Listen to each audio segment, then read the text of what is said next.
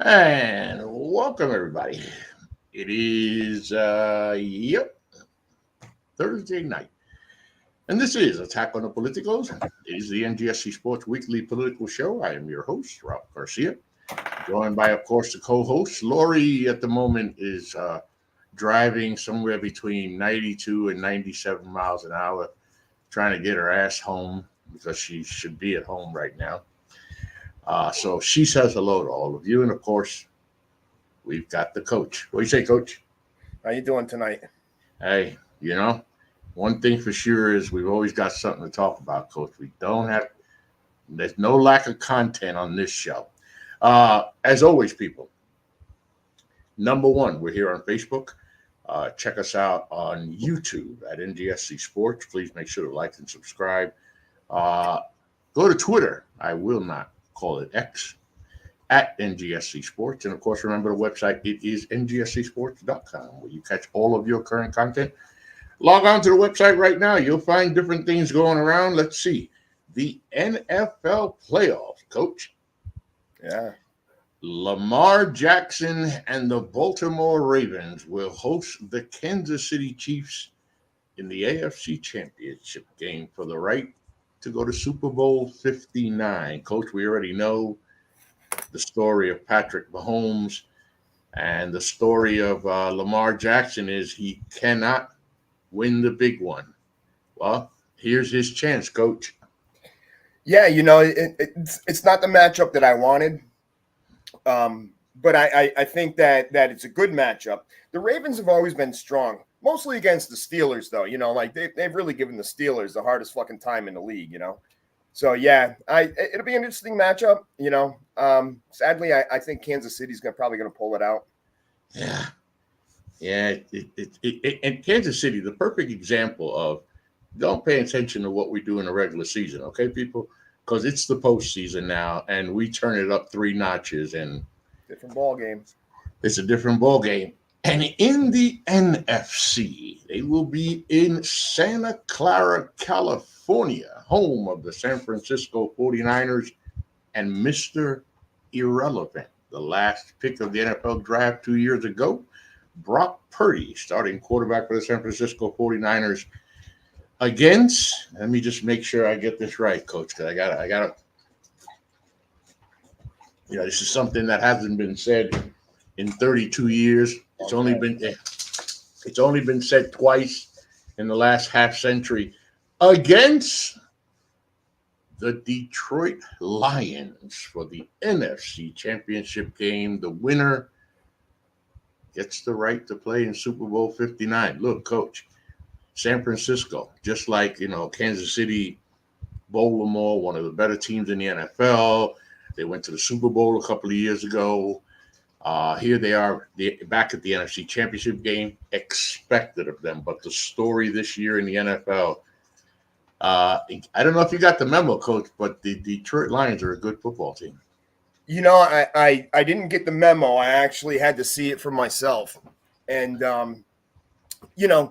I've always kind of been a Detroit fan in the sense that it's easy to be a fan of teams that never really get accolades, never really get past their thing, like Tampa Bay for many years, the Saints for many years. So I'm kind of always, I'm an underdog kind of guy. I kind of like to see the underdog overtake the front runner, But Detroit has such a long history in the NFL with nothing to show for it other than – what Barry Sanders, I mean, beyond that, they don't have.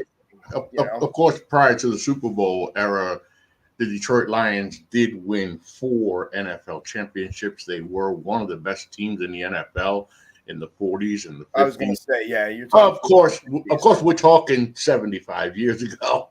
Right. So that's a whole different, 85 years ago, that's a whole different story. But yes, Barry Sanders, Calvin Johnson, Yep. Together playing on bad Detroit teams, never able to get to Detroit past the home.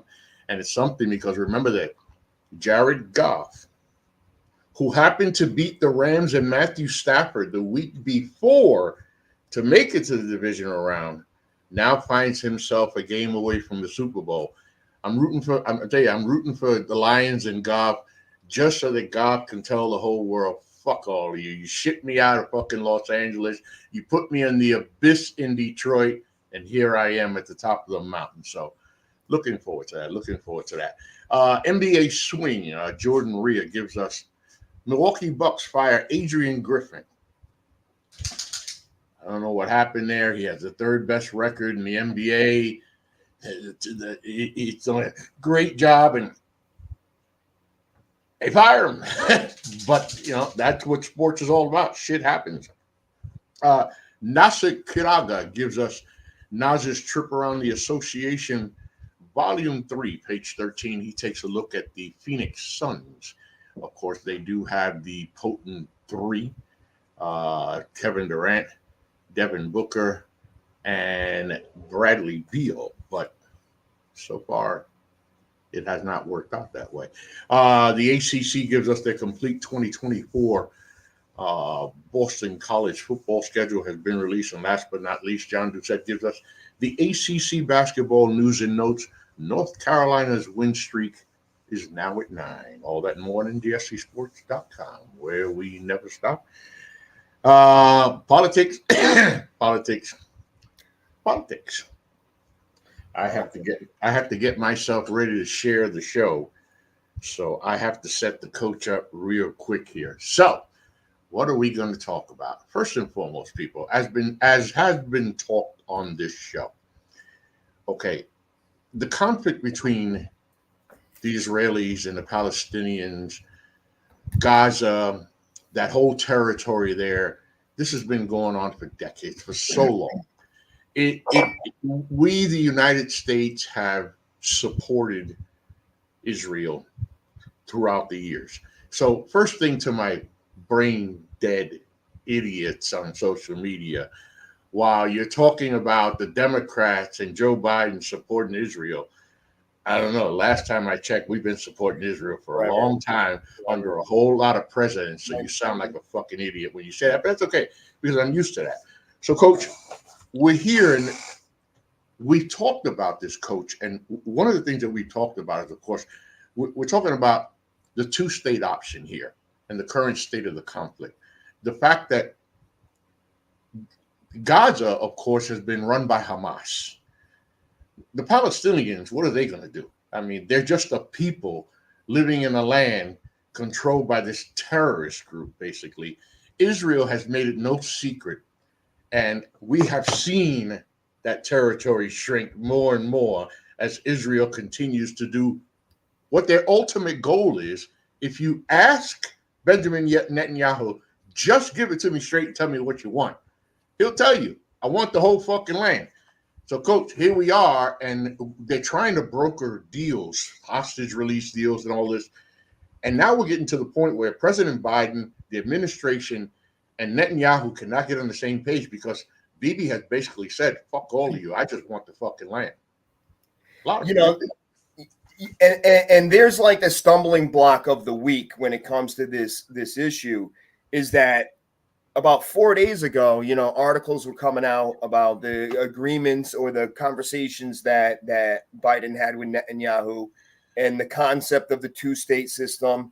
And, basically Netanyahu's position was we're open to the idea as long as Israel has the military presence inside of Palestine as a security force.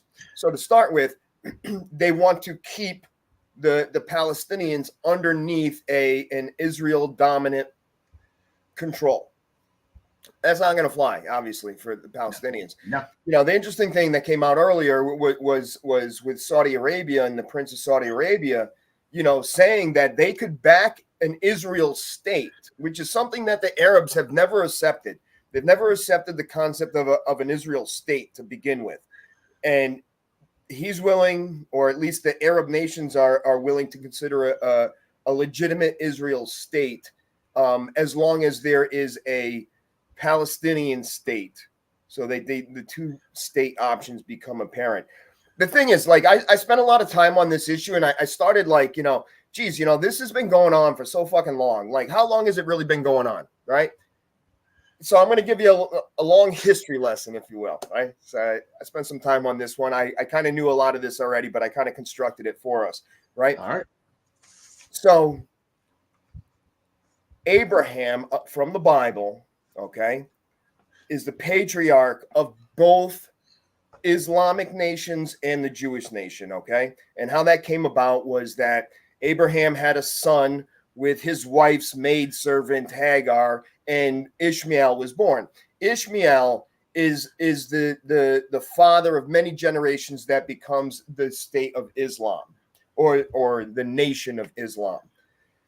And then Isaac, born to Abraham and his wife, becomes the chain leading into Israel. Now, at that time, there's a promised land talked about, right? And God promises many generations of Abraham's, going to be a man of many generations, man of many nations, right? Who was living in Palestine at the time are the Canaanites, right? The land of Canaan is what it was called. It was the Canaanites. Right. All right. So that land, according to the Bible and the Torah, was promised to Abraham and his descendants. Okay. Now, the problem with that statement is that Islam is part of Abraham's descendants. Like, this is, you got to kind of you can't just think that Abraham is a Jewish leader or a Jewish parent. He also is the beginning of the Islamic nation, right? Exactly. So what happens is down the generations, okay, Jacob, okay, one of the generations, Jacob has 12 sons, and they become the 12 tribes of Israel, because Jacob is the first one to inherit the name of Israel, right? So they become the 12 tribes of Israel. And they fight over this territory, okay? When Moses freed the Egyptians freed the slaves from Egypt, he brought them to the promised land, and Joshua brought them over the River Jordan, and they took over the land of Canaan. So you had that's when the Israelites became having a presence in that area, but the Canaanites were already there. And they have become what the Palestinians are now. That's their chain there, right? So there has been a fight. The temples were built, under King Solomon. Temples were built. They were thrown down. The Israelites were, they were basically at war with many nations around them, whether it was the Assyrians, whether it was Babylonian, whether it was the Macedonians. All these times, the Israelites were, I want to say enslaved, but more or less imprisoned into their existence. They became subjects of a ruling nation, all the way through to the Romans. When you're talking about biblical times when Jesus was around and the Romans were in charge. So at one point, the Ottoman Turks, okay, came in and took control of that area, of all of Palestine. The Ottoman Turks controlled it from very early on, 1000 AD, something like that, to the 1920s, when World War went on. During World War I, that Palestinian nation rose up against the Ottoman Turks and also against Britain. So during World War I, Britain basically conquers that territory, and the Ottomans leave. They're no longer in control of that territory. And basically the Britons left to manage it. And that comes out of the League of Nations. If you're familiar with the League of Nations, it's something that Woodrow Wilson put together after World War I, kind of like the UN. It was the beginnings of the concept of the great nations of the world will regulate the world itself, and everybody will have an input of what goes on globally. So after World War I, it left Britain in control of the area. And they controlled it all the way up until, and it was called the British Rule of Palestinian Mandate. Well, that mandate went on until 1947, when it was due to expire, and Britain allowed it to expire. So once Britain allowed it to expire, what happened was there became a civil war in Israel between the Palestinians and the Israelites for a land grab, right? Because at the point while the Ottomans and the British controlled it, there was no section. There was, you had communities of Israelites and communities of Palestinians, but you had no real defunct borders between the two. And this came in 1948, when the UN agreed to a three-part state system for that land. So the UN had sanctioned a territory divide between an Arab state, a Israel state, and then control of Jerusalem was going to be done by an international committee. All right, so you had Israel as a state, you have the Arab as a state, Palestine, and then Jerusalem, which they both share as their Mecca, their main holy land. Okay, and the reason that is because that's where the temples were built, first of all, by Solomon, and further on by Cyrus, the Persian emperor that during Daniel's time sent the Israelites back home and rebuilt the temple for them. That temple being torn down during the Macedonians' age allowed for, when the Arabs came over and raided the area and took over the area of Jerusalem, they built the Dome of the Rock. Okay, and that's very famous now. It still sits in the same territory where the Jewish temple sat. It now sits the Dome of the Rock. This is an area, that rock is where they believe, the Arabs believe, that Muhammad, who is the father of Islam, okay, and that's different than Arab. Islamic is a religion, Arab is a nationality. So he's the father of Islam, and they built the Dome of the Rock on the point where they thought he had ascended to heaven to see God, right? So they don't want to give that up, obviously. The Dome of the Rock exists right now today in Jerusalem. And that's going to be the fight forever because, when you look at prophecy, a third temple has to be built in Jerusalem, which means the Dome of the Rock got to go. In 1948, after the UN sanctioned the development of this three-state or this three-partition system for that area, there was a war against the Israelites where Egypt, Syria, and Jordan basically went to war against the Israelites. So what happened from there is they ended up with a land grab, right? During that 1948 war, they ended up with a land grab. That skirmishes went on from 1948, say, until I think 1973, 76, when the Six-Day War happened, okay? And what happened there was that the Arab nations around Israel attacked Israel, okay?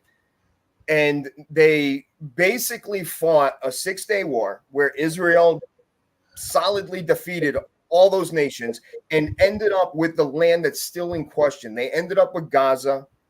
They ended up with the West Bank and other territories down in Egypt and stuff like that. So they beat Egypt, they beat Jordan, they beat Syria, they beat these countries and ended up with the land. So they had a much larger land than even what the UN had offered to make into the Israel state. So that went on. Now, through years of that, from 1948 until today, there have been dozens of wars fighting back and forth with these groups over the Gaza Strip, over the West Bank. Total militias just attacking Israel out of spite, whether it's from Syria, whether it's from other countries surrounding it. So right now, what we come to a problem where we have this coalition of enemies, if you will, against Israel that is backed by Iran, right? So you have Hamas, which is the governing body, if you will, of the Palestinians. It's, we believe it to be a terrorist nation, no different than Al-Qaeda, okay? Right. But they do have that control. So Hamas is attacking from that point of view, from the Palestinian area. In Lebanon, you have the Hezbollah. Now, the Hezbollah is one of those groups that came out of one of those earlier wars that became a militia state against Israel in Lebanon, which is north of Israel. Again, these are both backed by Iran. And then you have Yemen, which, if you're not familiar with Yemen is, it's the south portion of Saudi Arabia, right along the sea. Right. All right. They have the Houthis. And the Houthis, again, are backed by Iran. So when you look at all of this, okay, we can see that Iran is the fucking problem here, okay? Because I don't believe that the nation of Yemen wants to be at war. The nation of Lebanon does not want to be at war with Israel. They all know that this is a non-winnable war as a country. But when you have these radical groups, these radical militias, terrorist cells, whatever you want to call it, that are stemming from there, we know the Houthis right now, they're trying to disrupt merchant traffic in the Red Sea. Okay, they're attacking not only just merchant ships, but they're going after U.S. ships as well. The U.S. had to bomb a number of sites. I think they said 30 sites in Yemen where they believe that munitions were and other types of capabilities for the Houthis. So now what we have here is the beginnings of the talk of a two-state nation amongst the Arab nations, okay, which is something, again, that they've never seen eye to eye and believed on that. Israel never wanted a two-state nation. They want to conquer the whole area. And the Arabs want the Jews the fuck out, okay? So now, but the problem with that is that you have Netanyahu, this right-wing radical imbecile running the country, okay? I mean, this is a guy that before this war even broke out was having all kinds of right-wing, fanatical, fascist type things going on in Israel, where he was trying to take over the entire judiciary branch of their country. And that was, a big deal back there. So my point that I'm driving at with regards to Netanyahu is that it's really going to take a change of leadership in Israel, probably both in their parliamentary aspect, but also their main leader, their prime minister, to something more normalized, something that's not so radical, that can open discussions, if you will, and begin the outline. At the very least, come up with an outline of what a two-state Israel-Palestine nation would look like, because the most important aspect of it is Jerusalem. I don't think that the boundaries matter too much to too many people, other than security issues with Israel wanting to be dominant in Gaza, wanting that separation of the West Bank and Egypt, and having these buffer areas, if you will, as their security for their own territory. But you're going to need somebody with a fucking sounder mind to come to the table and hash these things out. That it may take quite a while for that to happen. It may never happen, but we've been close to it in the past. Like during Jimmy Carter, I don't know if everybody understands what Jimmy Carter, accomplished, but Jimmy Carter got, Palestine and Israel to come together in Washington and at least come to a handshake agreement. And this is the most astonishing thing. They both agreed that the other had the right to exist. Like that's what Jimmy Carter was able to get them to the table, to both accept that they had the right to exist. Because before that, they didn't believe that each one had the right to exist. So total annihilation was the plan from Israel's side and from the Palestinian side. They both wanted to annihilate each other. That's right. And Jimmy Carter actually won the Nobel Peace Prize for that effort. I was going to say that. Yes, he did. Yes, he did. So we were at that one point, and the problem is that once we got to that point, it didn't ever develop any further. Nothing came of that. That wasn't a building block. It didn't reach any kind of real peace, because for years after that, there were wars. There was the Arab War. There was the Gaza War. There was the Lebanon War. All these fucking wars kept going on. And that's where we're at today, is that these wars continue. My problem, as I think on these issues, is like, how does America really pick sides, right? Because Palestine has never been excluded in the reality of a second state. That was the beginning motion of the United Nations mandate when it came to a mandatory Palestine. So you have the United Nations, so having this edict talking about a two-state system, and then you have the people involved not willing to execute it. We need to not pick a side between the Palestinians and the Israelites. I think that's the wrong position to take. And I don't think we should be funding Israel's war at this point against Palestine, because Israel is not fighting a losing war. They're not in jeopardy the way that Ukraine is of losing its country. Israel is punishing the Palestinians because of that attack. And it's not a equal punishment. Like what 1,200 people were killed during the attack in Israel. and 25,000, maybe 30,000 Palestinians have been killed already. And the Gaza Strip is going to become nothing but fucking rock and rubble. And this is what Netanyahu wants. See, again, it goes back to that buffer zone. He wants to destroy Gaza, make it somewhat to the point where it's unlivable, unoccupied, and now they have this barrier between themselves and Palestine, and they can, basically provide security forces to keep the Palestinians on their side of the fence if they want. This is the problem again with trying to reach an agreement, is that Israel is so fucking powerful militarily. I don't know if people understand that though it's a small country, it has one of the best armies on the planet. This is a country that has not as big, but a better army than Russia. They have better trained, better. Their just like in the Bible, their whole existence is about defending themselves. So when they become of age, they all join the military. It's a mandatory aspect of their life that they have to serve their country in the military. So you have an entire nation of people that have been trained as a military force. So it doesn't matter, your son's in the military now, but dad was too. And so was grandpa, and so on and so forth. This is a country that has learned to set up the fence in the border around and train for an attack. And that's why they've defeated everybody, because they are the greatest force in that area, because that's all they do is prepare for attack. They're in the middle. They're a little hole around this entire Arab nations, and they've been able to hold them off. So. First and foremost, Coach, Lori, before I say something, Lori, are you just coming in now? So that wasn't you going in and out?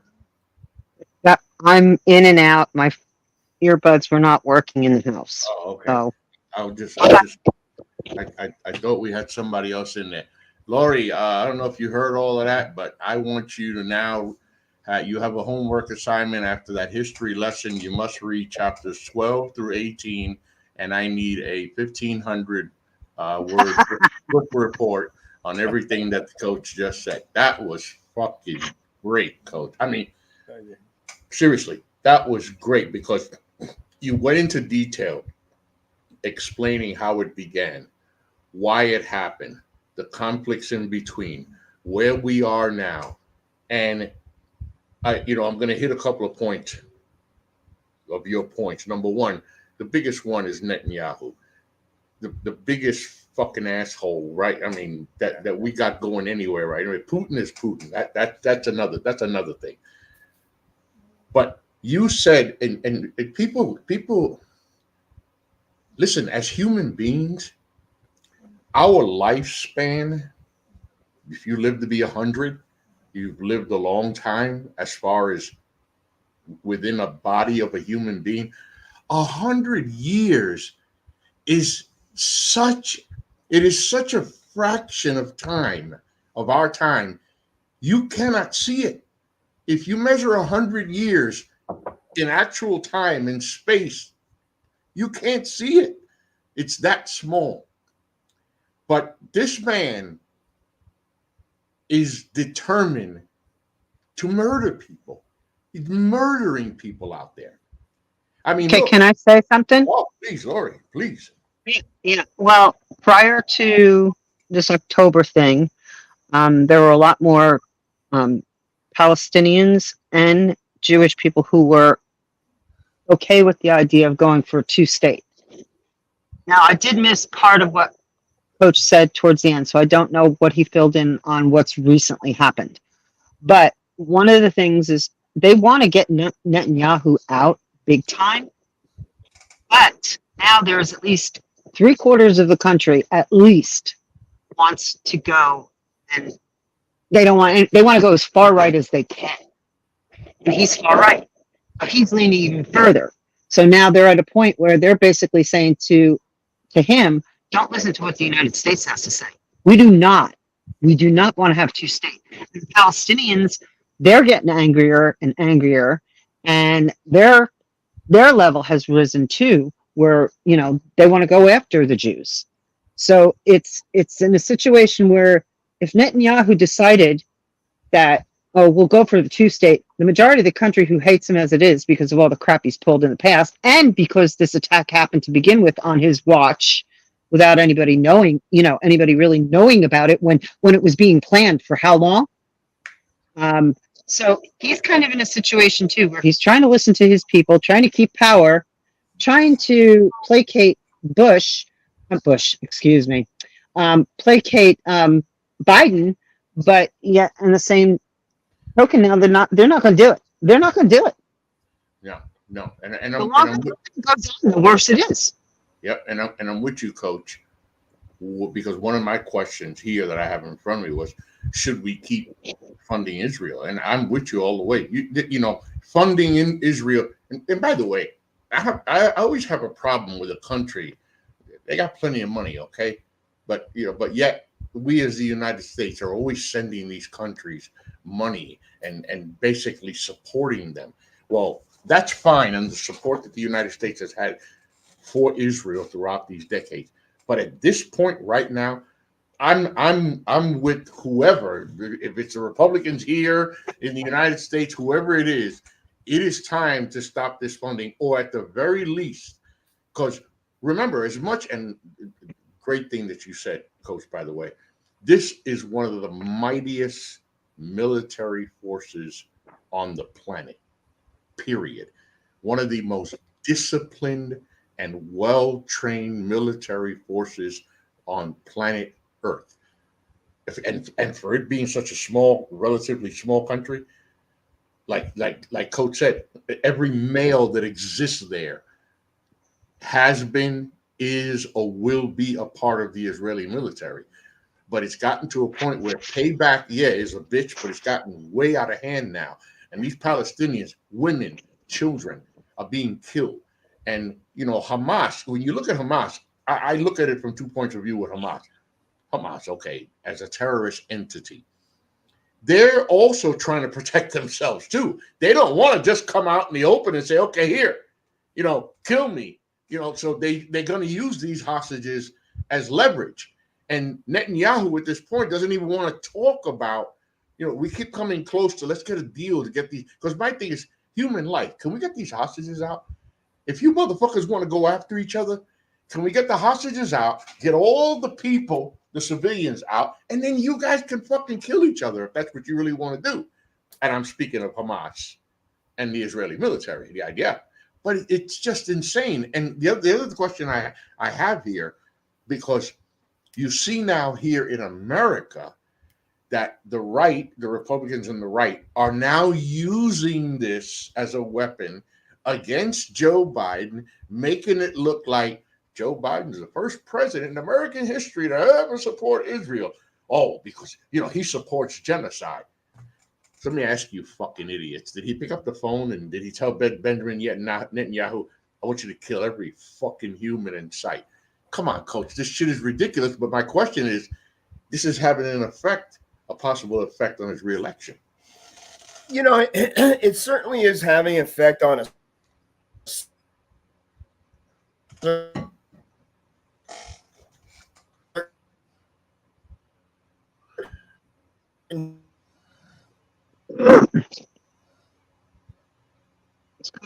Biden.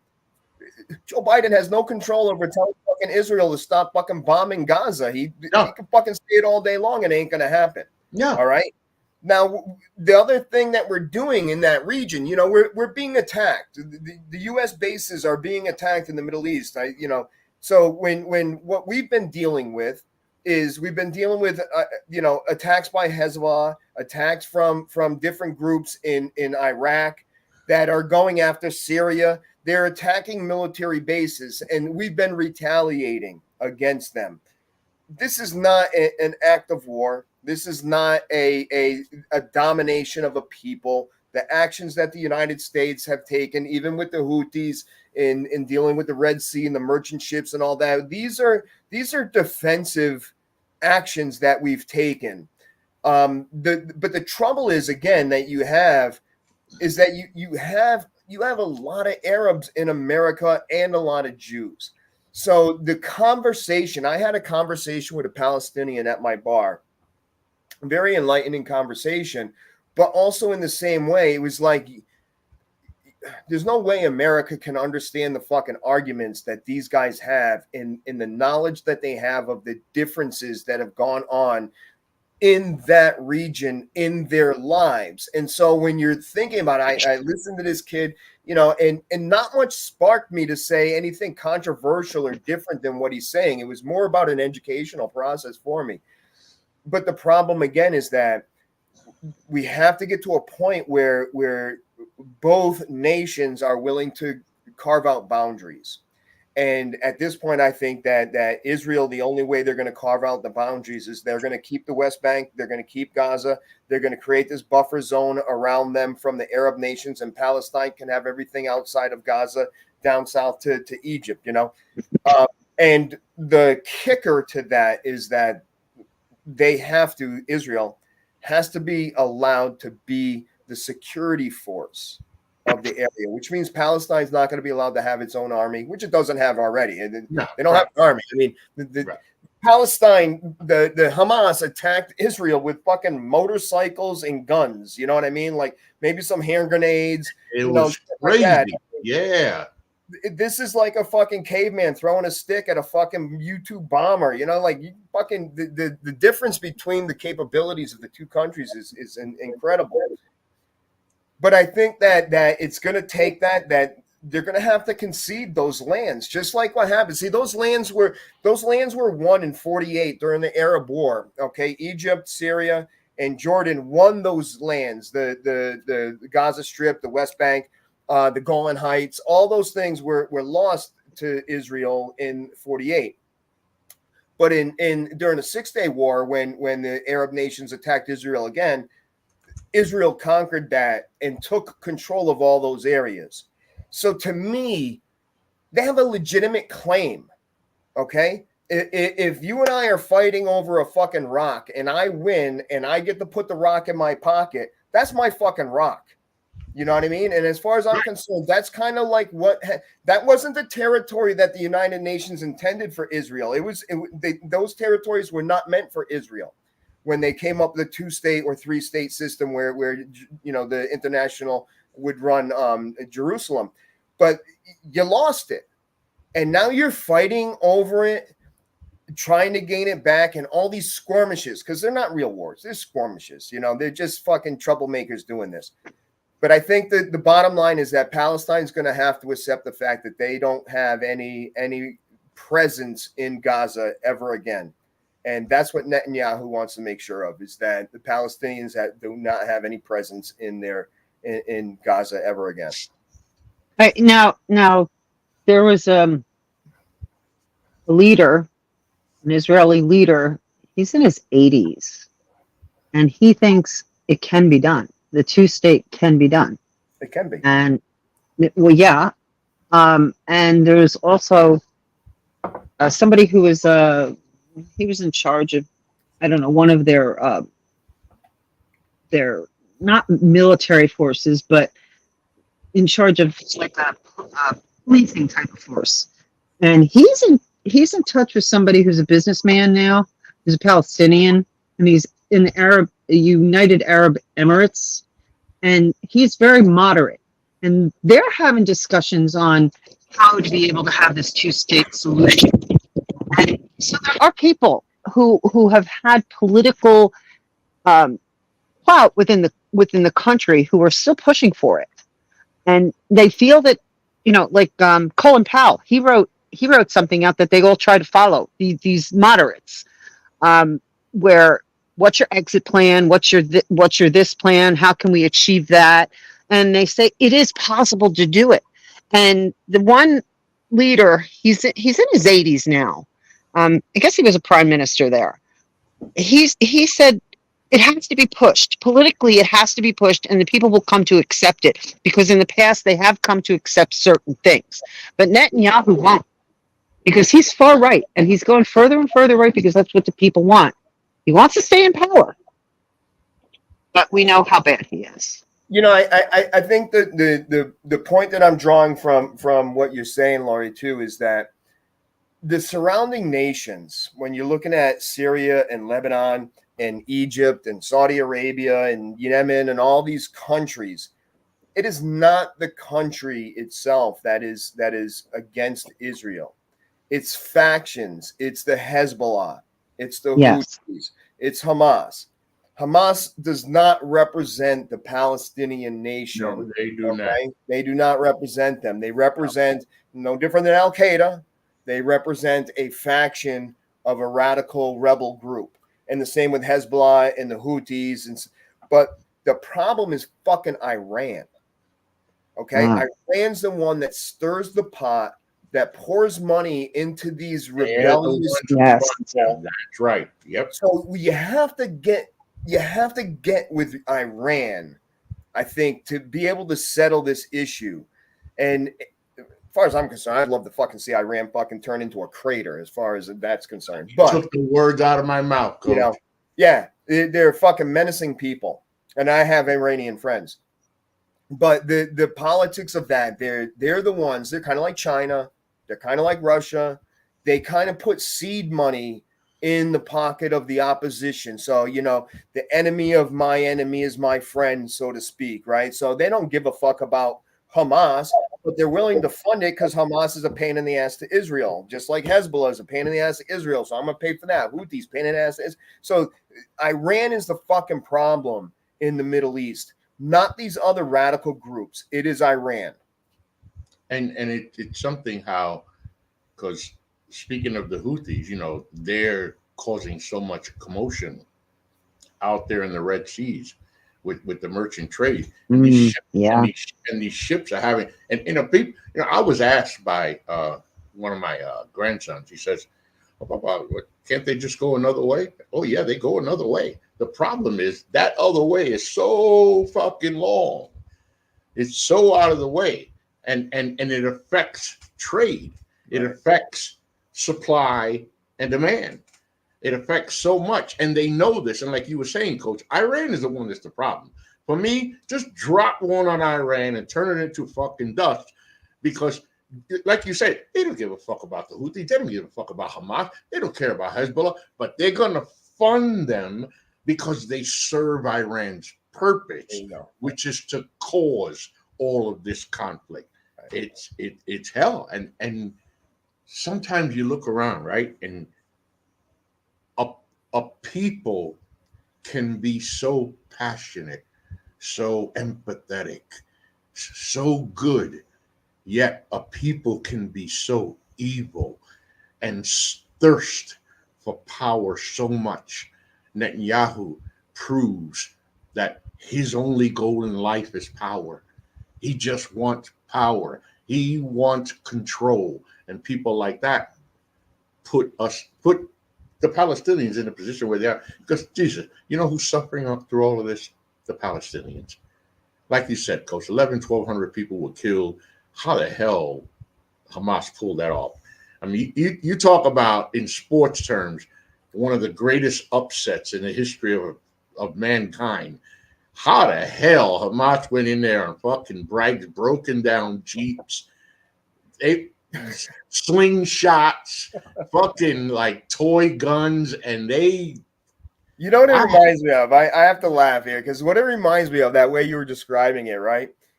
I don't know if you remember the Denver-Washington matchup back in the 80s, right?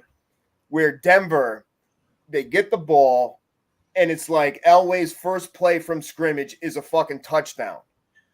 Yeah, and everybody's like, yeah, Denver's going to win. And then nothing. The rest of the game, nothing but raped and fucked by the Redskins for the whole game. And that's what Hamas did. They got the first touchdown because no one was paying attention, but they're getting, I don't want to say raped and fucked in that situation, but they're getting, demolished by the Israel retaliation. Yeah, it is ridiculous how bad it's gotten, but this is where we are. But this is an issue though too, because go back to the election for us. I mean, Netanyahu is huge on Trump. Trump, who of course could have prevented a war to begin with. We all know that, right? Well, he stopped World War III from happening, and certainly the nuclear war. Not would World stop War it. II. Yeah. He stopped World War II. No, Right, it was going to start World War II. Yeah. yeah, but There's going to be a nuclear war, a nuclear holocaust with North Korea, and he kept that from happening by bending over and let Kim Jong fuck him in the ass, you know. Some guy. The problem to me is the young people in these colleges and all of their tests that they're having. How will it affect the election? You know, I think that's a good point as far as a lot of what you're seeing in terms of reports of discontent with regards to this war is from the younger generation. You don't really see it too much from the older generations. The only thing that I think is a positive from that is that they're fucking less likely to vote. You know, so they'll be polled, they'll be asked with a microphone in their face, what do you think? And but they're not gonna fucking go to the polls. They're not going to go to the polls. They're not going to. I don't know if I agree with that. I think this generation's a little bit different. Don't forget, they've been living under. I think so. I really do, because if you think about the political unrest that we've had within the country for almost 9 years now, when we call it walk down the elevator. Yeah, I do. I think there's an awful lot of young people who are maybe from their parents. They're seeing a lot of things from their parents, and I do think they're a smarter generation. A more involved. I think you're right that they are more politically minded than even my generation. I mean, no one paid attention to politics when I was a fucking kid. I think the only time I first started paying attention to politics was when Ross Perot started coming on TV with his pie charts and describing how the economy worked and how things can be. And, and that was the runoff with Bill Clinton and Bush's father. And that third party actually enabled Clinton to win because Ross Perot drew a lot of votes away from Bush. But that's kind of like where it started for me. The problem that I see is, again, you're still left with two options, right? So if you're a progressive and you're upset about Biden's policies, are you really going to fucking stand there when it comes time to cast a vote and cast a vote for a fascist dictator over a poor Democratic leader? I mean, really, what is your fucking option still? Your option is to be disgruntled and vote Democrat. Well, or you're a fucking idiot. Hold off on the vote stuff. We're going to get there. I'm going to finish this topic up by saying this. We talked about some of the stuff that Trump has been saying, right? And you always hear, you've been hearing it for quite some time, Joe Biden, he's senile, guy doesn't know where he's going, he shits and pisses on, blah, blah, blah, blah, blah. So, I went, you know me, guys, I go on social media. One guy was like, well, I always see you here. It's like, are you here all the time? I told him every fucking day. I get up at 2:00 in the morning Central Time. I get my wife breakfast and lunch ready. She walks out this fucking door at 3:30 a.m. and I'm on you dick for brains at 3:35 a.m. in the morning. And I'm here every fucking day, 7 days a week in your fucking ass. Because the guy tells me, well, no, Biden's senile, he's fucking insane. Well, Trump has just been saying stupid shit. What? Anyway, listen, something's got to give. This has been going on for way too long. Something's got to give. Now, we go to our next topic. And, hey, we got plenty to talk about. For those of you that are watching, thank you for joining us. This is the Tackling Politicos on NGSCSports.com. You got comments, you got questions, you agree, you disagree. Bring it. Comment section is open. I can see the comments pop up right here. Don't be afraid. Don't hold back. Nothing you say is stupid. If there's any dumbass here in the group, it's me. So you can't be dumber than me. Well, that's not true. But I don't mind wearing the dunce cap. So we get to the spending bill standoff, and Donald Trump's hold on it. And I'll start as always, and then turn it over to you two. So I want to touch on something Coach said for me, Coach, because you always want to be like your dad. You want to walk like your dad, talk like your dad, do what your dad does, say what he says. My dad was very, very big on the newspaper. So in our neighborhood, in the projects, people whether got the New York Post delivered, the Daily News, or the New York Times. My dad got all three. He had to have all three. And I asked my dad as a little kid, I was 7 years old, or whatever, something like that. I said, Daddy, why three newspapers? So why you ask me that question? It's because my friends' dads and they get one paper. He said, yeah, I want to read it all. I want all angles. I want to know what the smart guy thinks, the stupid guy thinks, and the one who's even more stupid. I want to know what they all think. I said, okay, cool. So for me, it started with Watergate and Nixon and reading all about that. And the New York Times was really deep into covering Watergate. So that was how it started for me with politics. And you have watched what is called the peaceful transition of the presidency, as I've watched it over the last 6 decades, watching one president leave office, peaceful transfer of power to the next president, and the previous president basically goes off into the sunset, shut the fuck up, mind his business, because it's an unwritten rule between presidents. I leave, you take over. I don't say shit. I don't tell you what to do. Nothing. This is your job now. I'm getting out of here. It has worked this way since forever. But for the first time in American history, one president decided, no, I don't want to go. I'm not leaving. And I'm going to do whatever it takes to remain in power. So I'm going to say something here that I used to say all the time. People, as Americans, we have one of the greatest countries, if not the greatest country on the planet. Some people might question that these days, but it's the greatest country on the planet. You have freedoms. You can choose a Republican. You can vote for a Democrat. You can vote for an independent. Or you know what? You can vote for a mixture of all three if you like. It really doesn't make a difference. That's the freedoms that we have here in America. I'm a Democrat. And I have voted Republican before, but I mainly vote Democrat. If you vote Republican, you have that right as an American citizen. Donald Trump is a piece of shit, vile human being, scum of the earth. And yet, somehow, some way, he is the first former president in the history of America to band together a cult and make them. This man is a factually proven pathological liar. And he has formed a cult that no matter, literally, for example, you get the argument that the economy sucks right now. Well, wow. I mean, obviously you got your eyes closed, or your eyes are closed because your head is so far up Trump's ass.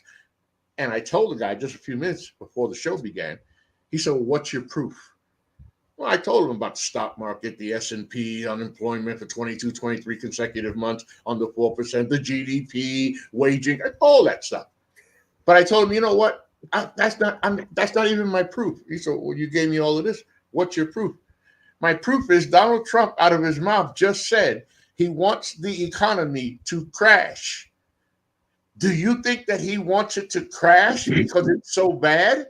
No, he wants it to crash because it's so good, and he told everybody that Joe Biden would crash the economy. And even with inflation, it didn't happen.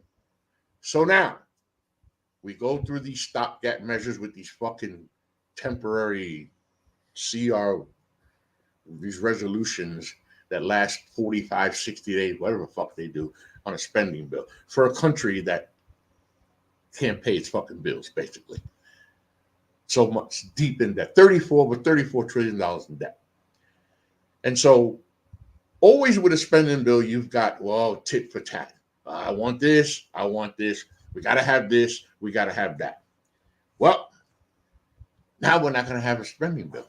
We're not only not going to have a spending bill, the border that the right uses as such a weapon against Biden, it is now all been put in Donald Trump's hands. The Speaker of the House said it. This is how much he's emboldened people, okay? Said it to all of you. We will not work on this spending bill until President Trump is elected. And now the Senate was close on a bipartisan deal, including money for the border. And the Democrats have taken steps to not only meet the Republicans, but go a little further so they can get the funding that they're looking for Israel, for Ukraine.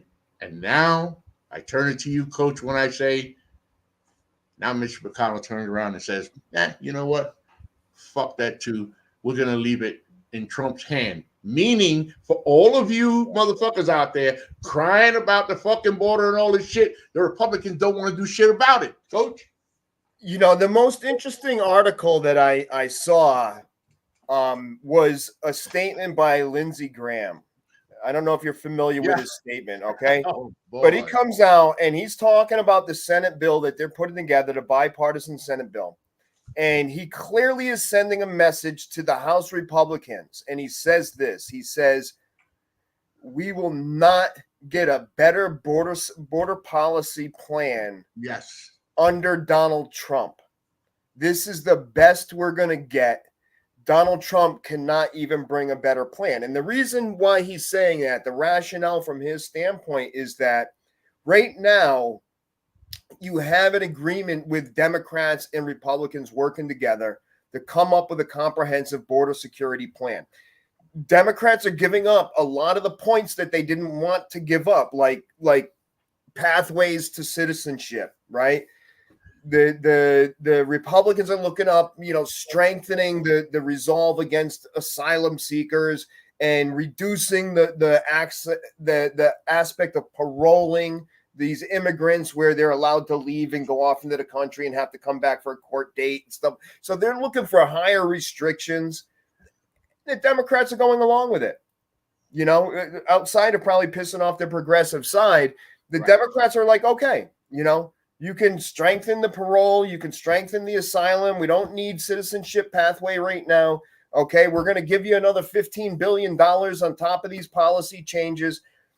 So everything they're fucking looking for right now as a compromising bill. Now, this is based on needing both sides to pass this bill. This is the best fucking thing. This is like the Republicans' win of all time when it comes to the border. The problem is senators, for whatever reason, and as much as Ted Cruz and Lindsey Graham and Mitch McConnell are fucking assholes, they're not fucking insane.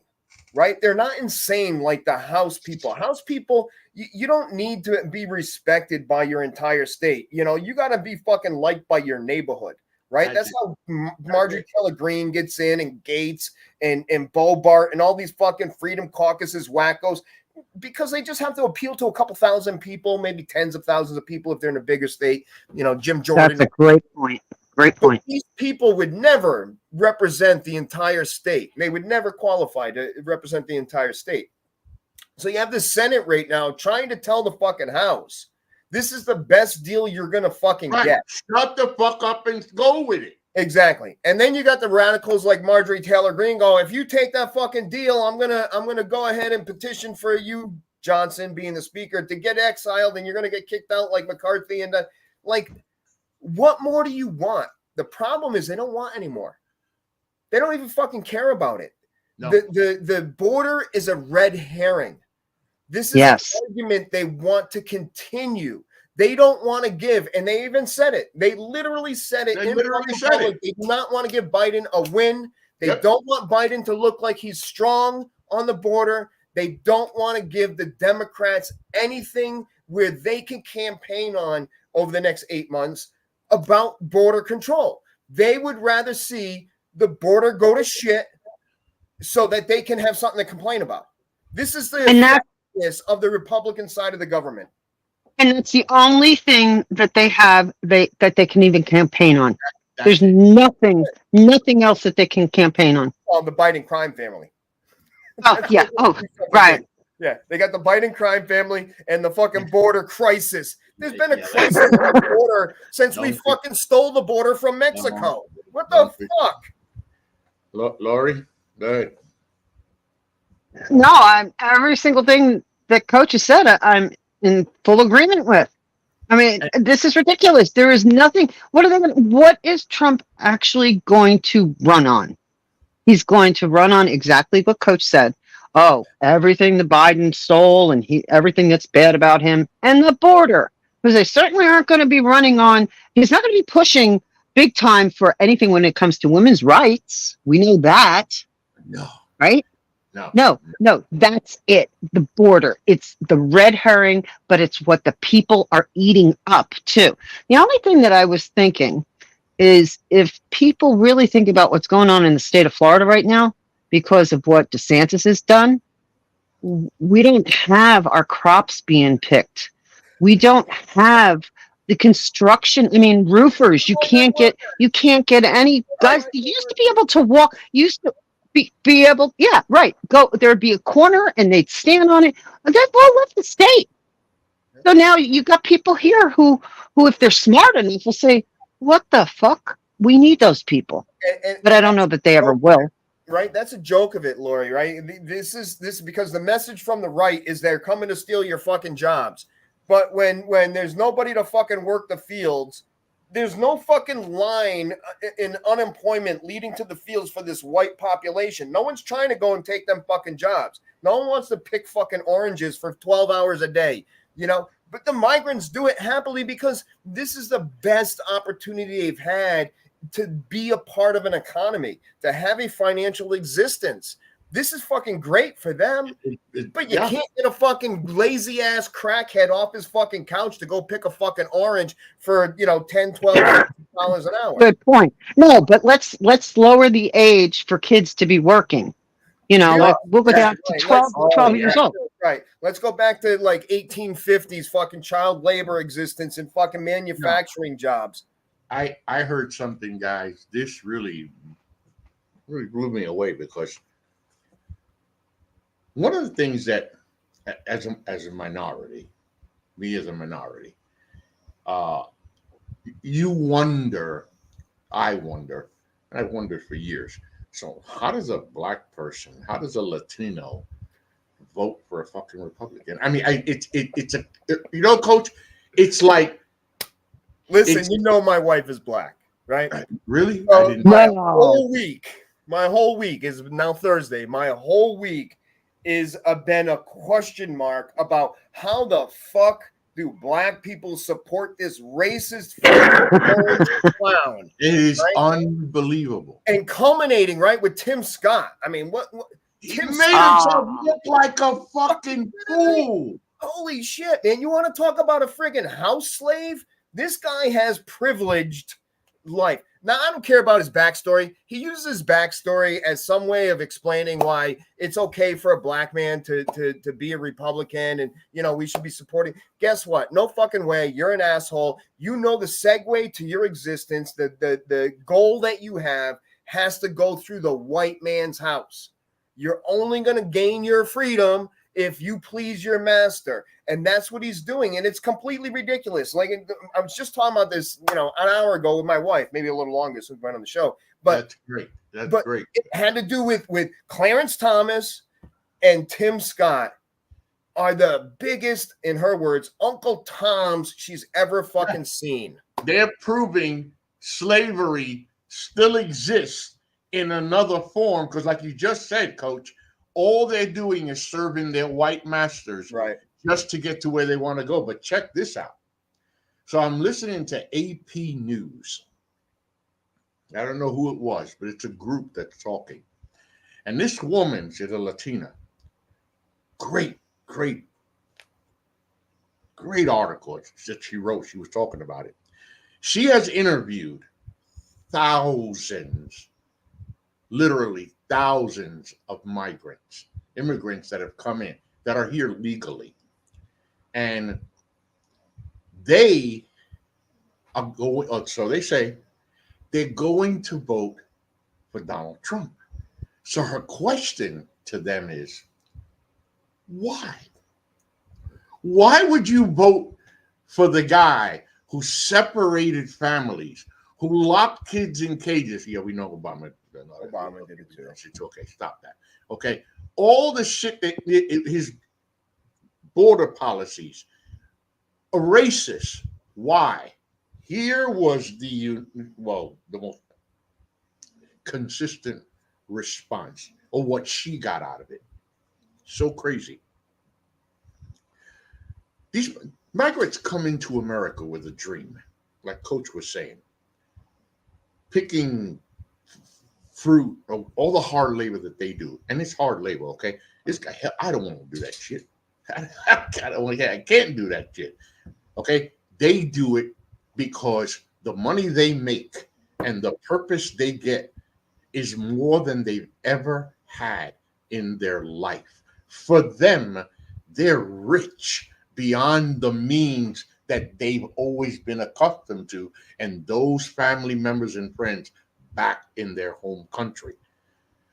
Their dream, because remember, America is the only country in the world that you can go to and become an American.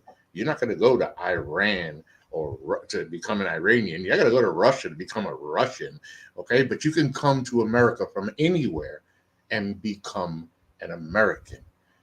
Now, here's the kicker, what she said.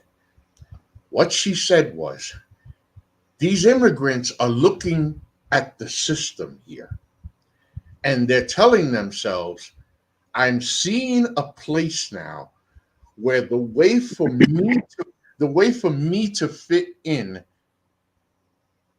is to go with these people on the right against my own migrants so that I can fit in to this new America. So they're looking at it like, well, what did Trump and the right say?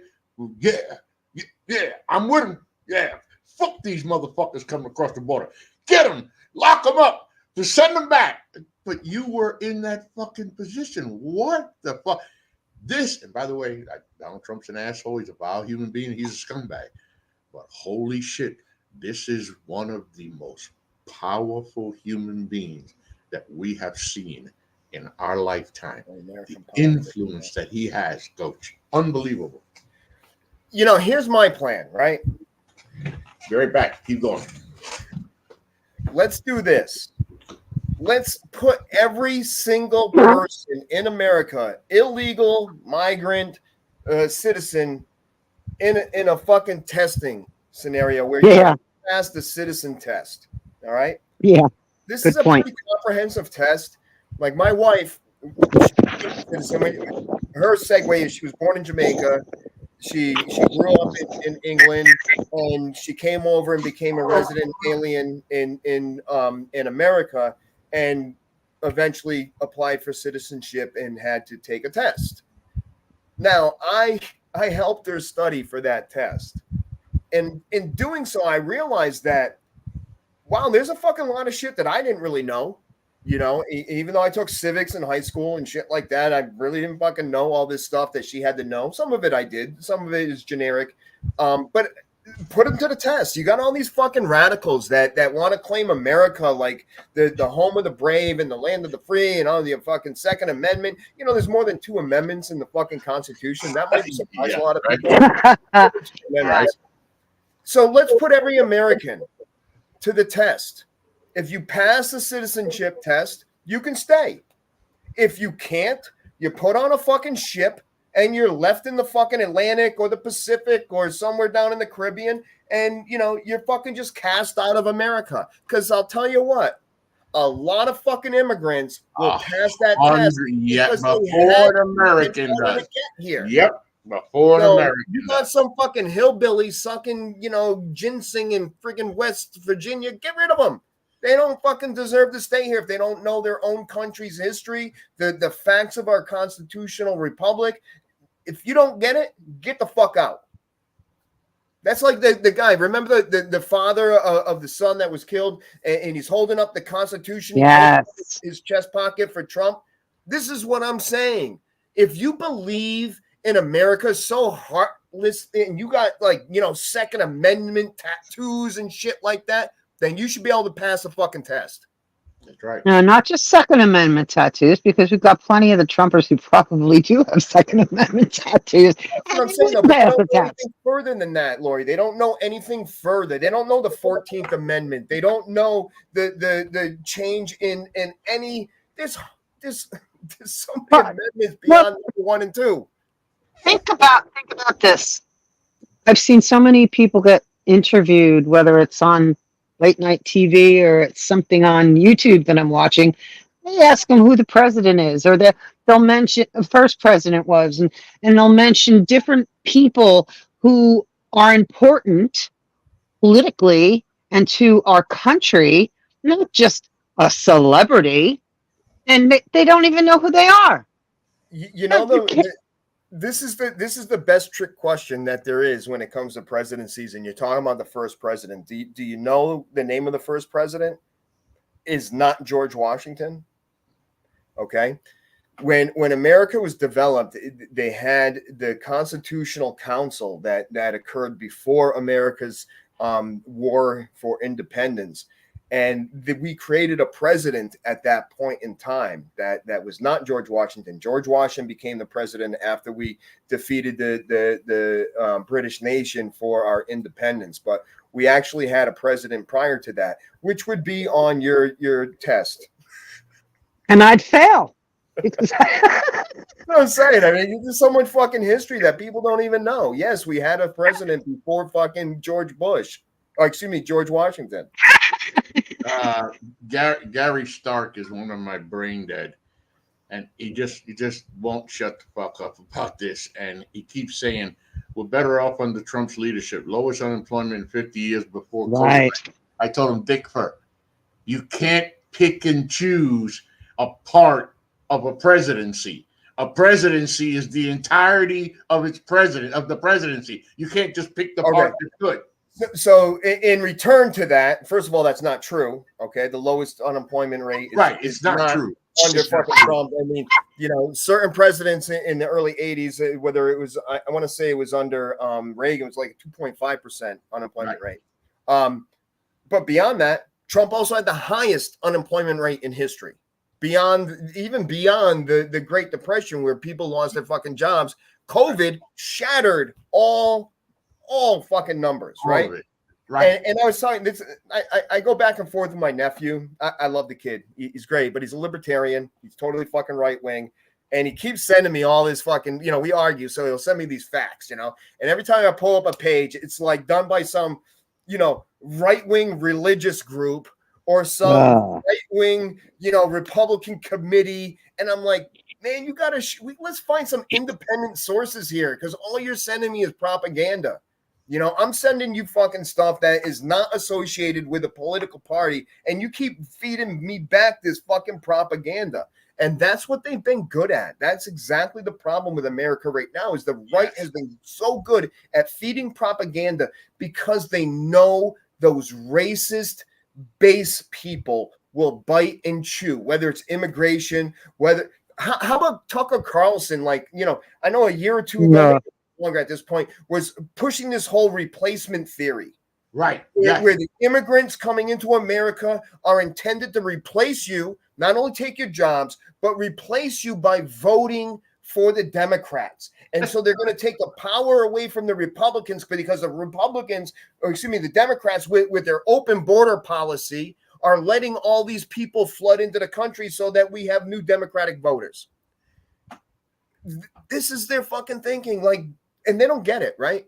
As crazy as it is, most fucking immigrants actually go for the Republican Party because they've left what they believe to be socialistic, communistic countries, and they don't agree with the pitch of the Republicans that Democrats are socialists. well, we don't want to be in part of a socialist. So they And they come don't know over any there and better. They actually don't know join any the better, right? Republican Party. Right. They don't know any better. So that's a good point. So that's what they're going to do. They're going to vote Republican. And it's incredible because the guy just asked me, Gary Stark is one of the guys I go back and forth with all the time. So how was it that the economy, how is it that the economy under Biden is supposedly so good? I said, Gary, I already told you before. Ask Donald Trump. He's the one that wants the economy to crash. If it was a bad economy, that's all he'd be talking about, it, that it was a bad economy. That's right.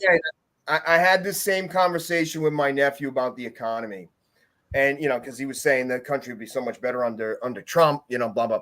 And I said, how? And I hit all these graphs. I got the level of unemployment for all the presidencies, GDP, S&P 500, NASDAQ, consumer satisfaction, inflation, all of these fucking graphs. And I flooded him with it. And, again, fucking smart. Doesn't believe it. Comes back and says, I can see the Democrats are better at the economy. And he had to admit it. And this is a kid who's, he's smart, but he's a fucking, he's on the other side. But he had to admit that what I sent him to. But the problem is that, again, the other side is so good at sending a message to their people that they can defer from facts and turn it around. So what is the concern now? They look at the consumer price index, right? So the consumer price index, what it does is it measures the cost of goods sold, say last year versus the cost of goods sold this year. And over the time that Biden has taken over, the consumer price index has grown 17%, which means that what you bought 3 years ago for $100 now costs you $117. Okay, so what they're being taught, what they're being told is that don't look at inflation as a 3.5% and going down situation. Look at the fact that the consumer price index shows a 17% inflation rate. And I had to tell him, don't forget about fucking corporate greed and price gouging. This is not, consumer price index is not a measure of inflation. Inflation is a measurement on a global scale. This is not, yes, each country has their own individual measurement, but it's based on the fact that inflation is a global problem. So when you're looking at the consumer price index and you're trying to suggest that this is the rate of inflation at 17%, if you don't know any better, like my nephew doesn't know any better, you believe that that's the message, that inflation is 17%. It's going crazy.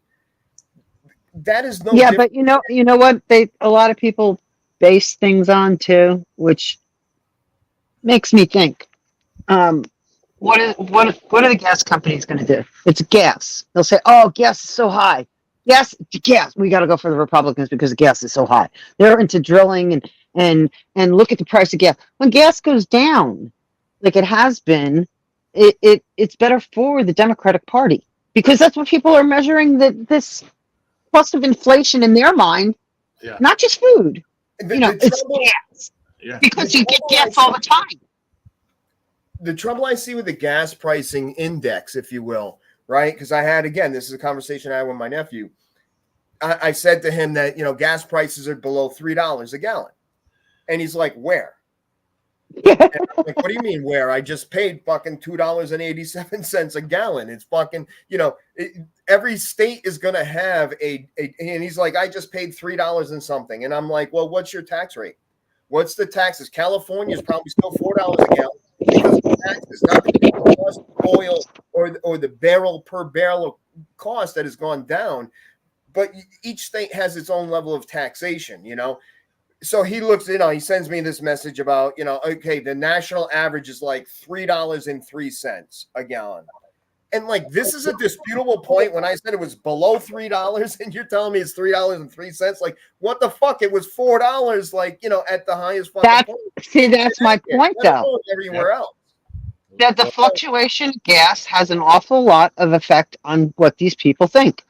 And all America, right? I think we all know that the gas pump is always an indicator. Like you pull into a fucking gas station. I don't care, when the last time you pumped gas, but when you pull in and it went from $3.50 to $4 since the last time you pumped, yeah, that's fucking shocking and annoying and makes you feel like you're getting screwed. But as the prices come down, people don't give the credit to where it's at. Like he's sending me shit about the Inflation Reduction Act didn't fucking change anything when it comes to the economy and da. And I'm like, listen, first of all, the Inflation Reduction Act is a propaganda name.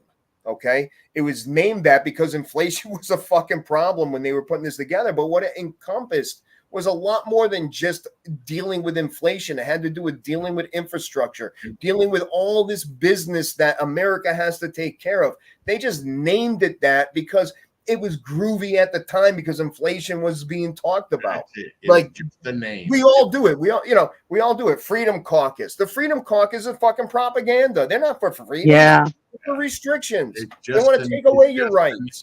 Listen, when gas was at its peak not too long ago, as I always state here, I drive a Cadillac, and until several years back, Cadillacs only took premium gasoline. As a matter of fact, when I bought my Cadillac before the one I have now, I hadn't had a Cadillac in 10, 11 years. I didn't know. I had no idea. When the salesman told me, I said to him rather, oh, I got to start using premium gas again. He said, oh, you didn't know? I was like, no, what? Well, you can put regular gasoline in the Cadillac now. No shit, seriously? I didn't know that. So is that? Oh, so you can go ahead and put regular gasoline now? I said, no. He said, no, I just told you can. No, I know what you just told me, but I'm not putting regular gasoline in my Cadillac. That's not going to happen. Then I got this $50,000 Cadillac. Do you think I'm going to put no, I'm not going to put regular. I'm not going to put mid-grade. I'm putting premium gasoline in my Cadillac. That's it. I was paying the most I paid $5.19 a gallon. Hey, people, you think I like paying $5.19 a gallon? Are you fucking kidding me? $137 to fill up my tank? No. I just filled up my tank 5 days ago. Premium gasoline, $2.86 a gallon. Would I like it to be $1.99? Of course I would. But $2.86 compared to $5.19. And like the coach just said, it depends on where you are. It depends on your tax rate. Yes, my premium is $2.86. Premium in New York is over $4 a gallon. In California, $5. That's the way it works. That's the way it works. I got Mine just went up. It was in the twos. It was like 288, and I see that it was 315 the other day. Oh, really? What's that? For no reason. The price of oil hasn't gone up. No reason. The price of oil hasn't gone up. So there's some price gouging going on down there. And you know what? Yeah. I don't want to hear this shit either about no price gouging, because as I told this guy, I do all the shopping at home. All of it. I buy the appliances, the goods, the service, the food. I pay the bills. I gas up both cars. My wife don't know what shit costs, and she doesn't care because she has a man who takes care of it. So why should she care? So my food bill, and the one thing that I point to was eggs.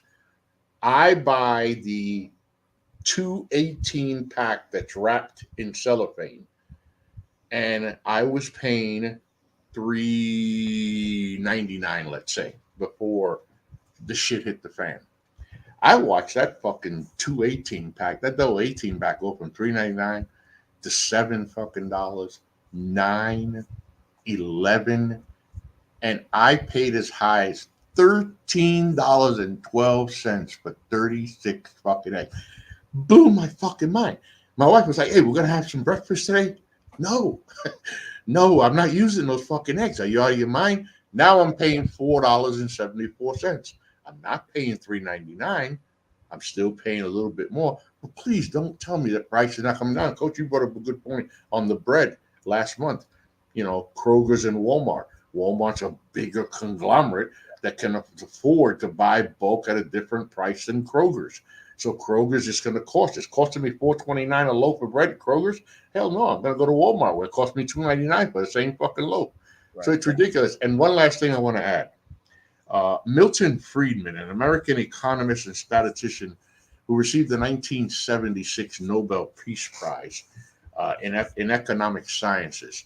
I had a guy who wanted to bring him up because I was talking about price gouging. And the guy's like, bullshit, fucking price gouging. This is all on Biden. It's his fucking policies that raised this and did the inflation. So he said, you don't know who the fuck Friedman is.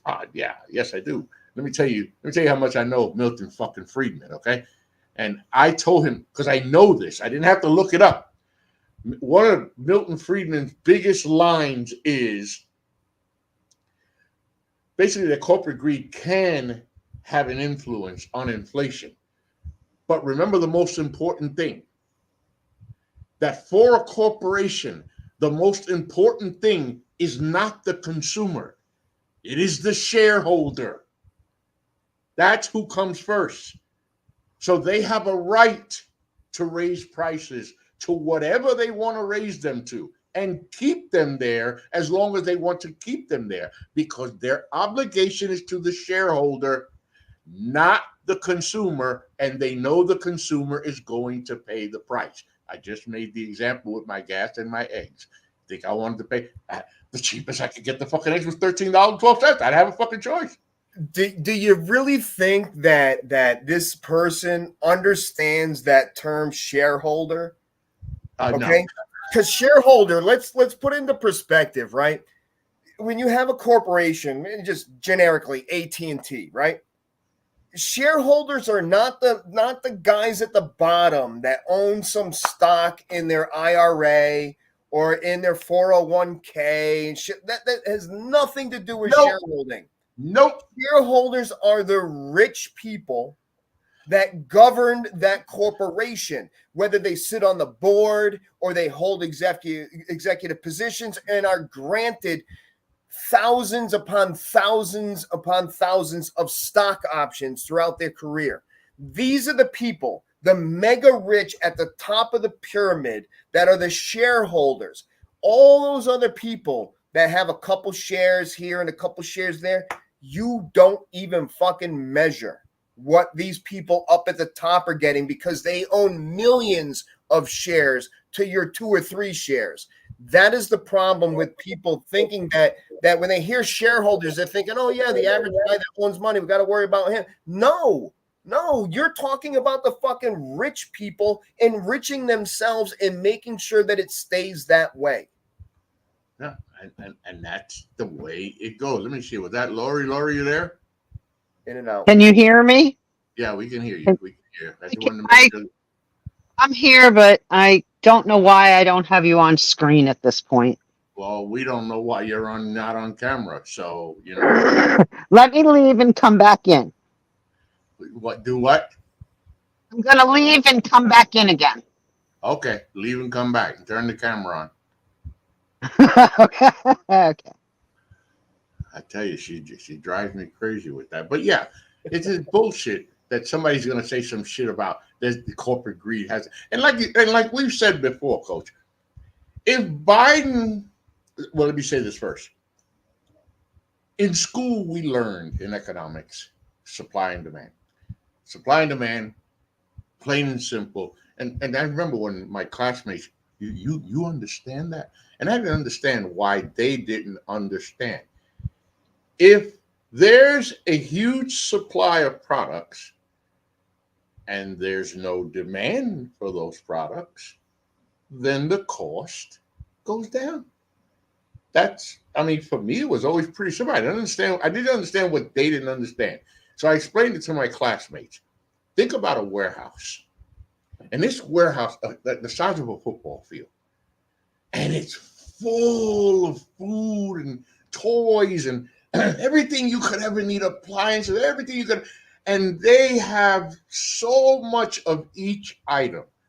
Why do they need to charge so much? They don't have to. The supply is so great and there's only 10 or 15 of us here. I mean, demand's not high. Okay. Now, when the demand is high and there's little supply, and manufacturing plants production has to double, triple, and still can't keep up with the demand for those supplies, coach, the prices go up. That's the way it works. So as I've stated to people, inflation happened all over the world at the same time with COVID. I'm not saying the same day. It could have fluctuated here and there, but basically about all over the world at the same fucking time. Would you like to choose which fucking president, prime minister, or leader of a country you want to blame that on? Because you sound like a fucking idiot when you do that, coach. You know, the issue started, right? COVID started all of this. And as much as COVID was a global problem and certainly an American argument, the fact that Donald Trump did not fucking handle the situation correctly is what really ran us into the fucking sandbar as a country, right? Because if he just navigated it a little bit differently and didn't turn against the sciences and the realities of how to deal with an infectious disease and not appeal to these fucking, as Fox News would call them, dumb cousin fuckers, right? Then not only would he have been reelected, and we've said that before, that motherfucker would have swept the whole. Biden would have been still be president. Biden would have been a format. He might not even have gotten in the race, knowing that there's no way to beat. Right. But what you have from that, okay, when you're looking at the supply, kind of backup, there's a lot of economic explanation for what led to the inflation. The problem is that only certain things should have experienced an aspect of inflation because of the supply problem, the getting the products from the manufacturer to the floor of the store. Some of that stuff was being held up at borders, certainly in ports and stuff like that. So all that can kind of raise things. But the problem is that internally in America, you had companies raising their rates for no fucking reason. Look at the housing. Look at housing, okay? Rent almost doubled in America. Rent almost doubled for no fucking reason but greed. But greed, only because homeowners association, landlords across the country decided, you know what? And by the way, you can't blame them, although they're all fucking assholes for doing it.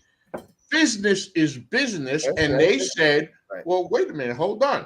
And I like that you brought that up, Coach, because my cousin, I was in Houston at the time, and my cousin has his own real estate company, and he noticed the slight raise.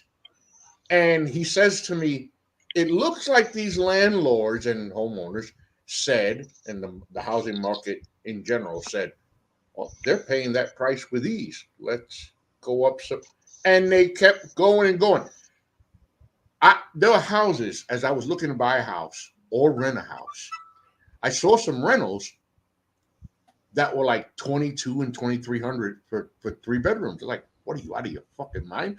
That was like fucking $1,200, $1,300, $1,400 a year ago. And my friend here who owns homes, he did that. He has 4 homes. 3 of them are 3 bedrooms. One's a 2-bedroom. On his 3 bedrooms, he was renting them for $1,365, $1,410. All of a sudden, I see him listed $19, $21. I said, what are you doing? He said, what do you mean, what am I doing? What the fuck are you doing with the rental prices? He said, well, everybody else is doing it, so I'm doing it. And there you go. And the thing that's interesting, like here in Connecticut, I was watching it happen with my daughter was looking to buy a house like a year ago. And, we went with her to check out some houses, her and a fiance, and they were ridiculously expensive. And they're like $500,000 houses. And I'm like, how the fuck is this house a $500,000 house? Every day of the week, this is a $350,000 house at the most. at the exactly. most. So, fortunately, they started to understand that the market was bad. Interest rates on mortgages were very high. Prices on properties were at the premium, and the comparison that I have with the rent gouging is my son, who has an apartment, came over upset that his rent went up $50. And I'm like, Shane, look at, $50 is not really bad when you have all your utilities included. So your landlord has to deal with the rising cost of electricity, the rising cost of fuel for heating and stuff like that. So the fact that your landlord raised your rent $50 is respectable, right? My sister, on the other hand, they doubled her fucking rent. Yep. Like, there's no justification for that. None. But that is probably more common than what my son dealt with his hike in rent. It was more common that rent was going up anywhere between $500 and $1,000 a month across Connecticut. And people, not the landlords, not giving a fuck, putting people out. Anyway, we have one more topic, believe it or not. Let's see if we can get through this here. So as we know, the Iowa caucus and the New Hampshire primary are now done. And Donald Trump actually becomes the first presidential candidate to win both the Iowa caucus and the New Hampshire primary. And he and of course his cult are claiming great victory. We talked about Tim Scott. What an absolute fucking embarrassment. Trump says, you must hate her. You must hate her. Talking about Nikki Haley. And he comes to the podium and slides by and says, no, I love you. I'm like, you look like, oh man, what, Sandra, Uncle Tom, Sandra. God. Oh my God. That's so embarrassing. But more importantly, by the way, before we go into that, Ron DeSantis, dude, you made an absolute mockery of yourself. I mean, an absolute fool. He related to no one. No one could relate to him. It was really sad to see. Ramaswamy, look, everybody knew you were a fucking Trump wannabe Clown. Yeah. But what I want to talk about here about this before I turn it to you guys is, so Trump wins. He wins big in Iowa, not so big in New Hampshire. And everybody is now steamrolling to victory. First and foremost, Donald Trump is going to be the nominee for the Republican Party. We know this. We knew this from the beginning, right? It's a fucking steamroll. Oh, my man, Superman, a big guy. Yeah, hold on a second. The first statement that was made in Iowa by Iowa Republicans, forget Donald Trump's number. And by the way, that's just a small little fucking fraction, okay? That's the hardcore people. That wasn't 100 and something thousand people. Please, come on. That's not nothing. But here's what they told us. It told us how many are not on the Trump bandwagon. And remember that in New Hampshire, this is a guy who was leading by like 50 fucking points. It was ridiculous. And the polls were showing he was ahead by 25, 30 points in New Hampshire.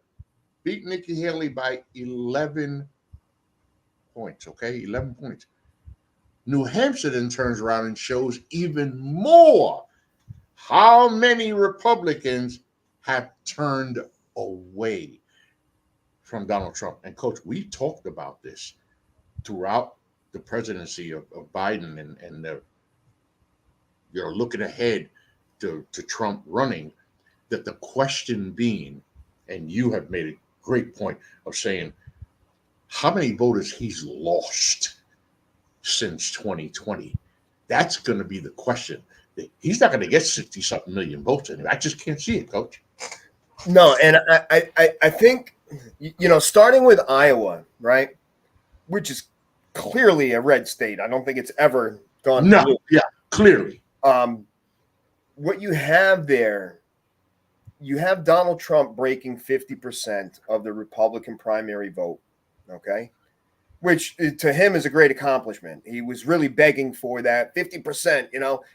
It's nothing compared to some of the previous president nominees that have gained. There's one, I forget the name, got 78% of the vote in Iowa during a primary. So what you mentioned is exactly correct in the way that I took it, is that it exposed the fact that Trump is only running about halfway with the Republican support. Okay. When only 50%, both in Iowa and in New Hampshire, are lingering between 50 and 55% of the support from the Republican Party. This is not the Donald Trump party he thought he was getting. These are not the landslide numbers that he anticipated that he would need in order to really launch himself as a true competitor for the presidency in a general election. These are numbers that are going to secure him the nomination. But look what happened in New Hampshire, right? New Hampshire allowed independent voters and non-affiliated voters to vote in the primary. So in the Republicans' eyes, it was a watered-down primary flooded by people that won't be voting Republican in the future anyways, and just kind of jumped on board to diss Donald Trump and give Nikki Haley a vote to make Donald Trump look bad. Fine. But think about who those people were. Those are your independents and your moderates that joined that Republican Party that cast a vote against Trump. Trump needs those independents in order to win a general election. So my position is Nikki Haley should stick it out as long as she can financially do it, okay, regardless of Trump's threats. And she's got the money. I'm going to accept you as a sponsor. Guess what? If somebody's sponsoring fucking Nikki Haley, because they don't want to fucking sponsor Trump. They don't give a fuck about Trump. So that's why they're doing it. If I'm not sponsoring Nikki Haley, I'm not shifting my fucking money to Donald Trump, who I was trying to keep out of the fucking presidency to begin with. So that threat is just fucking bravado. It's just bullshit. You think the Koch family gives a fuck about Donald Trump? Are you fucking kidding me, Donald? It's a joke. It's a joke. But it's his way of trying to suffocate her campaign. If he can make the well dry up to where she can't financially compete with him, then she has to drop out, right? Now, if you take it into perspective with Iowa, right? Let's say fucking DeSantis didn't he bailed out earlier than he did, right? That allowed him not to be part of the Iowa caucus, okay? Because he got 9% and Nikki got 8%, right? So they picked up some delegates anyways. There was 40 delegates to be had. Okay, Donald Trump picked up 20, and the rest were spread down the line. So she picked up delegates there. If Ron was not in the race at that point, she would have picked up probably his 9% as well. Because again, these are not voters of Trump. Those that fucking voted for Trump voted for Trump. Those that did not vote for Trump, whether they voted for DeSantis or Nikki Haley, are never going to vote for Trump. That's why they chose the other person. Yep. So that would have been a 17% or a 17 electoral pickup for Nikki Haley instead of just an 8. So right now she'd be closing in on Trump. Trump's got 31 electorals or delegates, and she only has, I think 15 or 16 at this point. She would have had another 9. She would have been in the high 20s. So the gap would be closer. It'd be under, a 10-point difference. You need 1,215 delegates to win the nomination. So there's a lot of delegates to be had. The problem with the scenario is that what you have is you have all these projections and people talking about this, that, this was the best chance that Haley had to defeat Donald Trump in a primary, right? And this is the best chance. So from now on, they're projecting that Donald Trump is going to sweep every primary and Nikki Haley's not going to make a difference. That is bullshit propaganda, okay? And the reason why I say that is historically, you can look at people coming out of the New Hampshire caucuses and primaries, okay, that are trailed at that point in the campaign, have led and won the nomination many times. That's right. Many times. That's so right. you just can't go by these two states that have these early primaries and predict the fact that over. Nikki Haley is Right. not going to be competitive. Thank you, Coach. Okay? Thank you, Coach. Thank you. Nikki That's right. Haley is the best thing the Democrats have going because she's demonstrating that. Republican.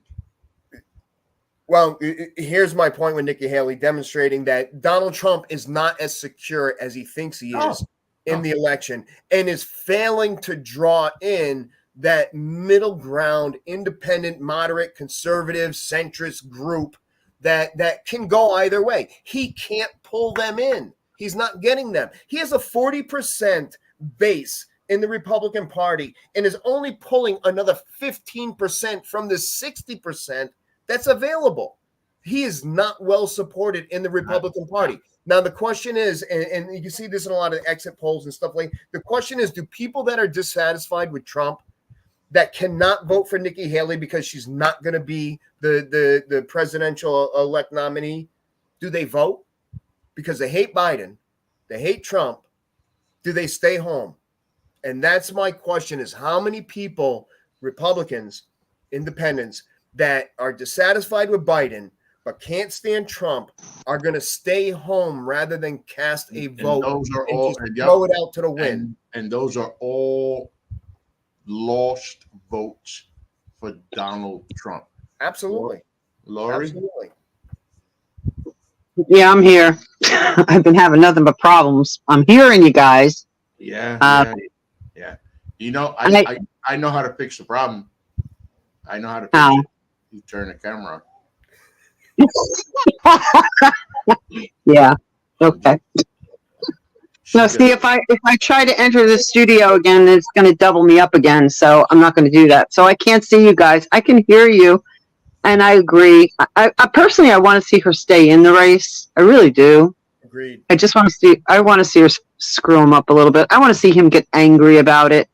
I want to see him with his comments that what's he calling him?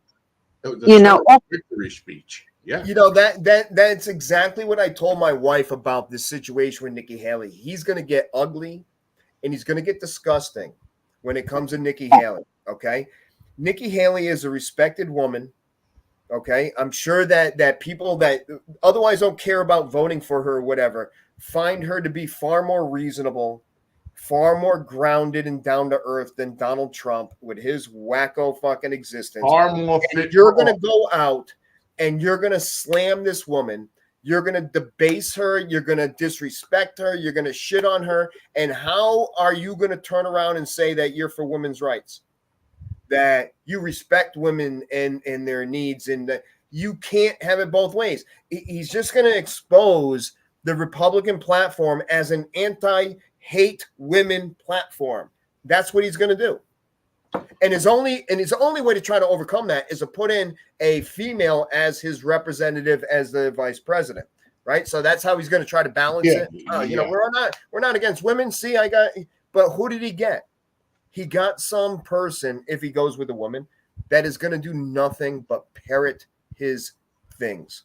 Okay, Stefanik is one of the people that has demonstrated the type of personality that Donald Trump would need from a woman to be the vice president. Perfect choice.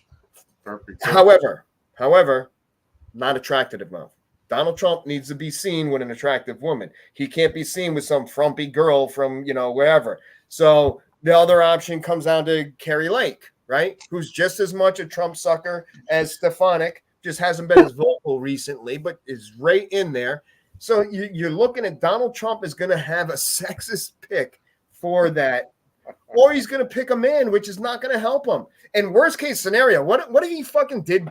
If he picked Tim Scott, think about the self-suicide. He knows this is suicide. You're going to pick, not only for your racist followers, are you going to pick a black man, but you're going to pick a black man that's darker than a fucking room with no lights on. And you're going to fucking put him out as your vice president, and you're going to have these radicals from fucking different to come and vote for you. It would never work. It'll never happen. It'll never be a black man under backfire. It'll backfire. Hugely. Now, here's something else I'm going to throw at you. So we know there's another twist to this election here in 2024. Let's not forget, of course, that Donald Trump has 4 cases against him, 91 felonies on him, and that the case that is most likely to happen and finish is the federal case from Jack Smith of the 2020 of the election subversion case. And polls, I'm a big believer in polls, but polls say that there's another. Whoa! What happened? Lori, something happened. I'm echoing. No, Am I here? it's It's gone okay? now. It's okay coming now. Okay. It's coming now. All right. So, are showing that if Donald Trump is convicted, and listen, people, it's 91 felonies. So anybody thinks that he's not going to get convicted or at least one, he's going to get convicted of about 15 of them. But it only takes one. It only takes one to become a felon. And there are those out there that have stated that if he, in fact, becomes a convicted felon, they're not going to vote for him. Yeah. So I was listening to another show come up with a good, it might have been on MSNBC, but came up with another twist to this. You have to think, somebody's got to be thinking, because I know I have, I know you guys have, and many others have thought, what if this shit really goes sideways for him? What if this man is convicted of so many multiple felonies? All right, I don't know who to add here. Lori's confusing the shit out of me. Shuffling the deck. Yeah, Lori, turn the camera. It'll work for you. What? I can't. What if this shit goes sideways for him and Donald Trump is convicted of multiple felonies? What if other charges, because we don't know who else may be charged, what else may come about? Could Ivanka come up against charges? Could something happen that pulls Trump out? That the Republican Party basically says, no, no, you got fucking 15, 20 felonies on you. You can't be our fucking nominee. Could Nikki Haley also be holding out to see if something like that happens? I think that's a good point, and I don't know how much, like, I think it would be really bad business to involve anybody further in the Trump family, okay, regardless of what they might be guilty of at this point. That shit's for the fucking history books. We have this case against Donald Trump, 4 cases, 91 felonies. He's facing them all. Of course, his believers think it's all political rhetoric and, nonsense like that. The thing is, like you pointed out in the exit polling, a good substantial amount of people suggested that though they are Trump supporters, if he was to be convicted, they wouldn't vote for him. And that's an interesting thing, because you would think that his population wouldn't leave him. Okay. There are his radicals that will vote for him, whether he's fucking in Rikers prison or not. They're still no matter what. No matter Donald Trump could, theoretically could win the fucking presidency and govern from a fucking jail in Georgia. The thing is with Donald Trump in that aspect is that the question comes down to, can we get these cases done in time for the voter, the population of America, to know where it stands and what the conclusion of at least one of these cases is? There's a lot of things that may not come around.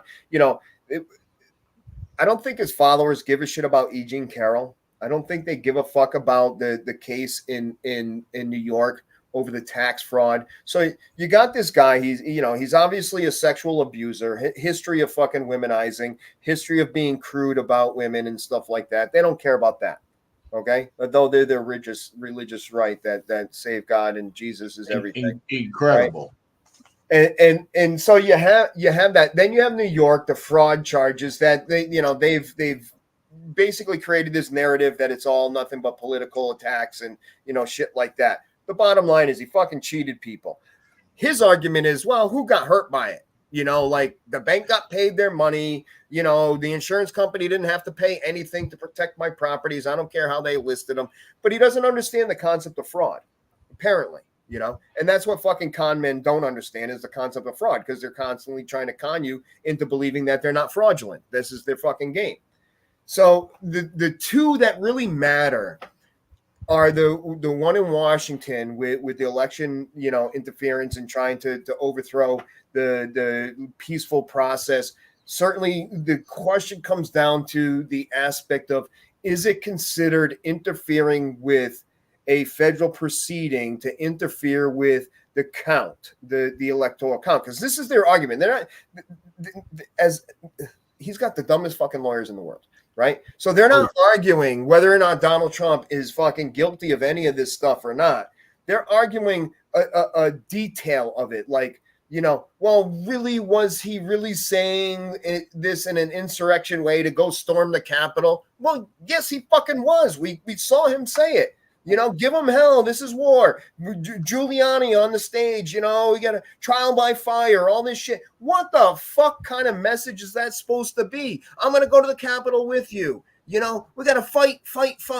Like, yes, you caused a fucking insurrection. That's a federal case, right? So if that's not decided by the time that the presidency is decided and he wins the presidency, that case no longer exists. There would not be anything to do with that case. Okay. And he's already been impeached on that issue, right? But he wasn't. So there won't be an impeachment to bring this up either. This has already happened. The Georgia case is the one silver bullet he can't fucking dodge, because it doesn't matter if it's not concluded by the time he's elected. It doesn't matter whether he can pardon himself for these other cases that are federal regulated cases. The bottom line is that case is going to be waiting for him. Okay. The DOJ will not allow Georgia to continue to pursue this in a court, because they protect the president once he's the president from these types of things. But once he leaves in 4 years, he still has to face this case. He still has to deal with this case. It's not going to go away. Georgia's not going to fucking relinquish this. And Trump is going to disgruntle so many people if he's reelected that by the time the fucking case comes to fucking court in 4 years after he's elected, he's probably going to get fucking convicted without a problem, because people are going to be disgusted by him. So, but I think this case is going to go forward sooner. I think it's going to be heard out. I think he's going to be found guilty. And what the punishment consequence of that guilt is going to be decided. I don't know if it's prison time. Who knows? It could be house arrest. Could be a fucking penalty. It could be whatever. Who the fuck knows? But it'll be a convicted felon. So now what you have in this attack is that you have this defendant, one of his co-defendants, attacking Fani Willis and her boyfriend for having an affair, and this becomes improper, and therefore they should be both ejected from the case, and the case should be thrown out. Okay, this is the argument. So this is all stemmed from the wife of this lawyer. The wife is so pissed off that her husband was cheating on her with Fani Wilson, that she totally exposed the whole thing, and this is what they've got to run with. So the whole group of defendants now are kind of rallying behind this case, because if this person actually were to win the case and get his case thrown out, that applies to everybody, including Donald Trump, because that's improper and da-da-da.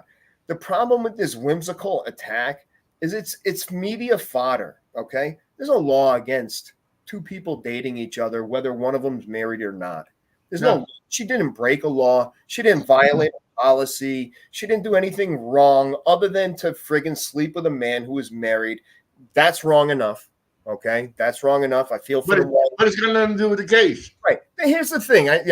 Sidebar, I don't know why people cheat, but fucking divorce your spouse. If you're going to fucking cheat, just divorce your spouse. You might as well just fucking throw the towel in and fucking divorce your spouse and go off and do this. Simple. Because to cheat on your spouse, to me, is completely asinine. It just doesn't make sense. If I was going to cheat on my wife, I'd file divorce. Then I can cheat any way I want. I can have more than one girlfriend at that point. Why the fuck I want to stay with just one? But this is not what these people do. They fall into this aspect of comfortable existence with each other, and they end up sleeping with each other. It's not going to change anything to do with this case.